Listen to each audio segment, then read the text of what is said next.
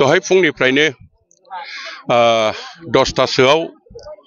आंनि न'आव मोनसे फिसा प्रग्राम जादोंमोन मदाथि पाहार बस्तिनिफ्राय एसे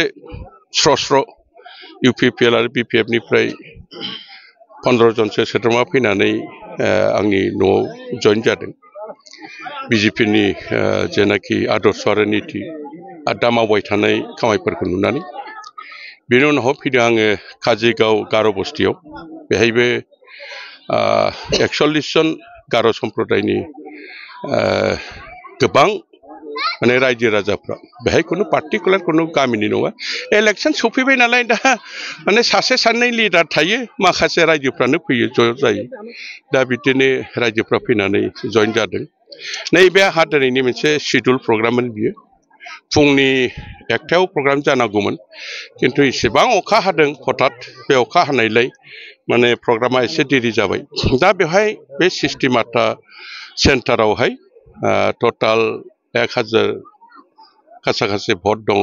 दा बे 1000 भटआव बहुत आगोलनिफ्रायनो नैबे सिस्टेमाटानि गार' जनगोष्ठी दे बिथांमोनहा जइन जानो बुंनानै थानायलाय दिनै मोनसे प्रग्राम जादोंमोन दा बेवहाय इउपिपिएलनि प्राइमारि लेभेलनि सानैसो भाइस प्रेसिडेन्ट आरो मावफुं सोद्रोमा दं बिपिएफनिबो बिदिनो 10-11 जनसो दं किन्तु दा इलेक्शन बोथोरखाय रायजो राजाफ्राबो दाना डाइरेक्टलि माने जइन जानायखौ लुबैयो आरोखि गोदोनि जइन जानायफ्रा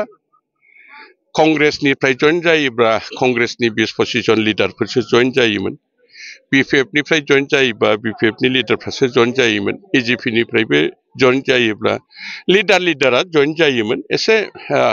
लिडार टाइपनि मानसिफ्रा किन्तु दानि इलेक्शन बोथोर नालाय दा रायजो राजाफ्रा मा बे जइन जादोंबा जों मानो जइन जानो मोना दा माने बुंनो थाङोबा गासिबो भटारफ्रानो जइन जाबाय आरोखि दा बुंदों बिसोर आं सोंदों मानो जइन जाखो मा लुबैदों बिजेपिनिफ्राय लुबैयाखै जों इतिमध्य मोनबाय मा मोनदों अरुणोदय मोनदों फ्रि माइरं मोनदों महिला उद्यमिता आसनिनिफ्राय आसनि मोनदों दा सबसे माने गोजोनथाव बाथ्राखौ होदों जे जों बे हाग्रा सिङाव थायो हाग्रा सिङाव संसार जायो गोदो गिलुं जों संसार जायोमोन दा नैबे बिजेपि सरकार फैनायनि उनावहाय जों बेहाय खुब शान्तियै गोजोनै जों दा संसार जागासिनो दं बेनि थाखायनो जों बिजेपिखौ मोनदों फोरमायदों आरो बाथ्रायाथ' नंगौ सैथो जे दिननिफ्राय मानद गेदेर बयनिबो श्रद्धा मुख्यमन्त्री डक्टर हिमन्त बिश्व शर्माया जे समनिफ्राय बिथाङा मुख्यमन्त्री हिसाबै गिबि मन्त्री हिसाबै बिथाङा बिबान लादों बिथांनि बिबान लानायनि इयुननिफ्राय दिनैसिमबो बे बिटिआर ओनसोलाव कुनु धरननि माने AK-47नि शब्दखौ जों खोनायाखै सोरखौबा गावनाय उग्रपन्थीया सोरखौबा गावनाय बेफोरखौ जों नुवाखै दा जों नुदों जे बिटिआर ओनसोलाव शान्ति गोजोननाय थासारिया खुब मोजाङैनो थादों आरोखि दा रायजोफ्रा बेखौनो बुंदों जे बिजेपि सरकारा दा बे बिटिआरआव बे गोजोननाय थासारिखौ लाबोदों गतिके बे जाहाथे गोजोननाया थाबाय थायो बेखौ आसा खालामनानैनो जों दिनै बिजेपिआव भट होनानै ओंखारबोदों दा बे भट होनो ओंखारबोनायावनो माने जयनिं बादि जाबाय बे 1-200सो जयनिं जागोन साननानै 1-200टा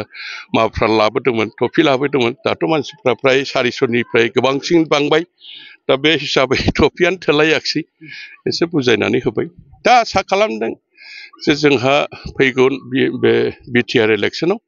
1 नं पर्बतजरानिफ्राय बिजेपिआ देरहागोना एकदम खाथांखासै आरोखि मोनसे मोजां खौरां मैया जोंनि गिबि मन्त्री डक्टर हिमन्त बिश्व शर्माया सराइबिल MCLA समस्तिनि थाखाय गसाइगाव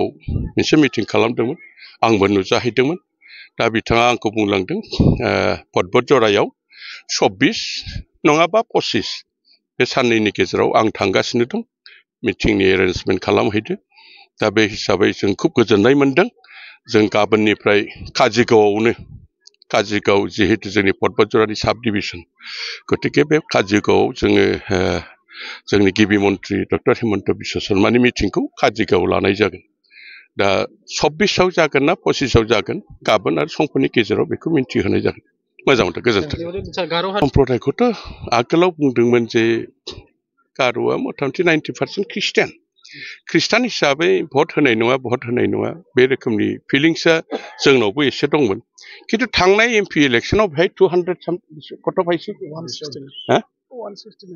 168 ट्रेक्टरर ছবিয়ে আমি ক্যানভাস করেছিল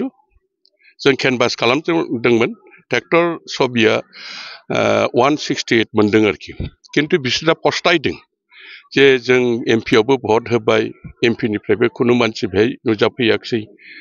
रानिं एमसिएलए बिथांखौ भट होनानै देरहा होबाय 5 बोसोराव बे जायगायाव 5 थाखानि खामानि मावाखिसै अबस्से आङो आंनि निजेस्व सर्सनिफ्राय सिस्टेमाटायाव 50,000नि आं मोनसे वाटार साप्लाइ मोनसे गिर्जायाव आं बानायनानै होदों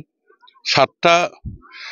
बेम्बु ब्रिज 20,000 करि 1,40,000नि बानायनानै होदों बावैसो आंहा जिहेतु निजेस्व जेसिबि दं बे जेसिबिजों आङो लामाखौ बानायनानै होफैदों लामा दोंथाम दा बेखौ नुनानै जे मानसिया दा खुनु बिबान गैया एमसिएलए गैया एमएलएबो नङा एमपिबो नङा बे जोंनि सिस्टेयाव खमसे खम 3-4 लाख थाखानि खामायखौ मावनानै होफैदों गतिके जोंहा फोथायनाय दं जों बिजेपिआव थांनानै बेखौ देरहा होनो हायोबा एलेकाया एसे उन्नति जागोन डेभेलप जागोन बेखौ आसा खालामदों आंबो नायनोसै नेदों आंथ' दिनै मोजां मोनदों अतदिन जइन